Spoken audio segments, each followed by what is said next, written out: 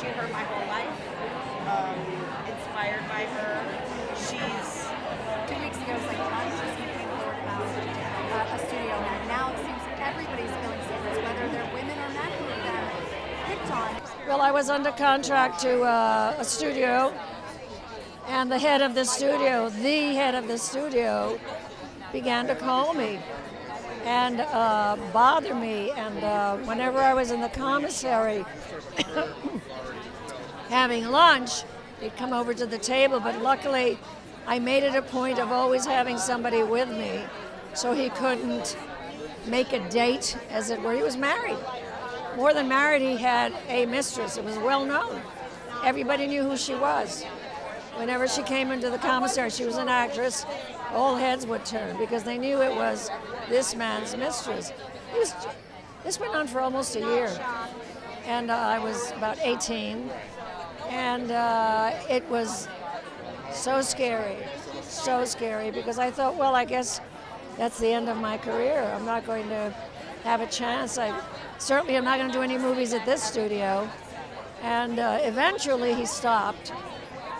And but whenever he could, he'd see me alone, I would run like the wind because he would propose something. And I would just literally run the other way.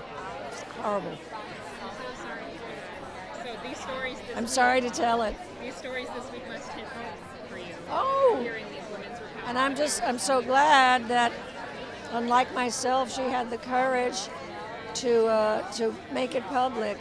We didn't know how to do that in those days. Are you kidding me? We would have probably been fired immediately, and the word would get around and you wouldn't get employed. So, just as well. Yes, it has to. It has to. It's time. We can't go back to that. I can't. I'm just shocked at how much that has obviously still gone on, and it's terrible. It's a terrible thing. The only thing good is maybe women will be heard. We will have our voices will be heard because of this. I'm very intimidated with all these mics waiting for me to say something important about it. It's a terrible thing that's happened today, and I'm proud of all the women that stood up. And oh God.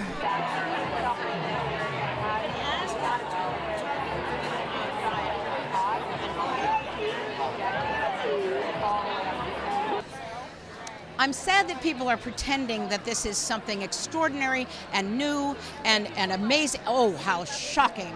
Ah, come on. There's a great deal of hypocrisy going on, and it makes it harder to sort out the good guys from the bad guys.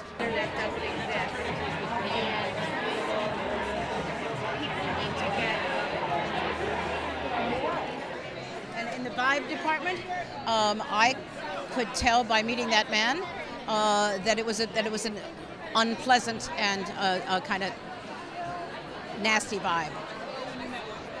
Yeah. No, it happened to me in New York. And I was really young, really naive, and I thought, oh, I was special. I was having this May-December romance because I was special. I was just being preyed upon, and you could see it was going to lead to, I read today there's a thing called the pass-around girl. I didn't know that in the early 70s. But, you're on your way to being one of those, and that's when you just go, holy God, and you stop. And then you go, I wish someone had warned me about that the first time so I wouldn't have made even that first mistake. So I'm warning you now, don't make that first mistake. Yes, you are special, but don't let anybody say you're special, and that's why they have to have a sexual relationship with you in order for you to be an actress. You look beautiful tonight. What is it like to celebrate women in television? It's amazing. I'm so honored. I'm so flattered. It's so messy. It's so messy. I don't know. I always feel don't judge until you know all the facts. And I always feel like, we're in a country where let everything come out. Doesn't look good, but I don't like to judge people or things.